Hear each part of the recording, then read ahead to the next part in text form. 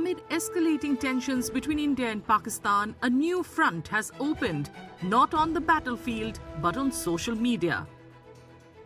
From recycled old photos to baseless claims about Indian soldiers being captured, Pakistan's online ecosystem has launched what officials describe as a full-blown disinformation offensive, one that India is actively working to counter and expose.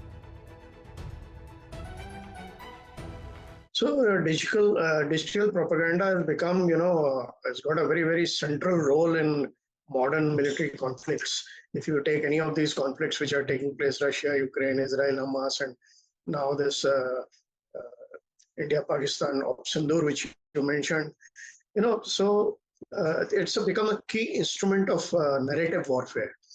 So what happens is these social media platforms are used to craft and spread tailored narratives, as per the convenience. Same thing is happening in this Op Sindoor also. The Pakistan is using his narrative to convey to the world, as well as the shape perceptions, as well as manipulate the audience, domestic as well as enemy audience, as well as the global audience, world audience. Photos of past military aircraft crashes and outdated combat videos are being deliberately misrepresented by Pakistan-based accounts to create the illusion of successful retaliations and victories.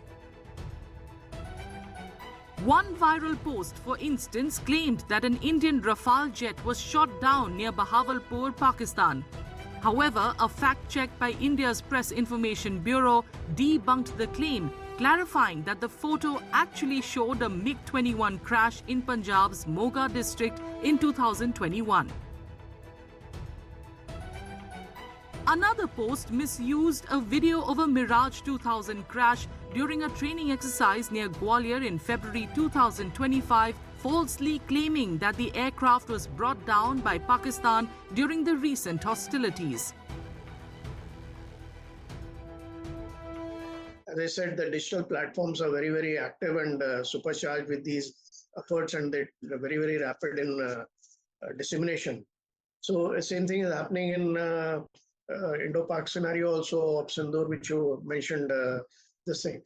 The event took place, say, in middle of the night at 1 o'clock, 1:20. By the time, within 1 hour, the social media was flooded with, content. Pakistan is known for psychological warfare. They have been very, very active, even in Balakot time. After the event, the ISPR was very, very active in psychological warfare as propaganda war operations, giving false stories and information. Pakistan's Defence Minister Khwaja Asif even alleged that Indian soldiers were captured, a claim that was debunked and later retracted by Pakistan. Officials say this isn't random. It's part of a deliberate campaign to create a false narrative, a strategy often used in modern warfare. Misinformation can also create misleading assumptions amongst decision makers. If they don't have the correct information, they might assume something and then take a decision based on wrong assumptions or misinformation. So it plays a major part, and it can be countered only by being alert, looking at the source, and today tools are available that where is this information emanating from, whether it's from a credible source or is it deliberately planted. You can also look at images and videos of misinformation. They can be fact checked, and one can prevent a psychological damage or a misleading direction that one can take because of misinformation.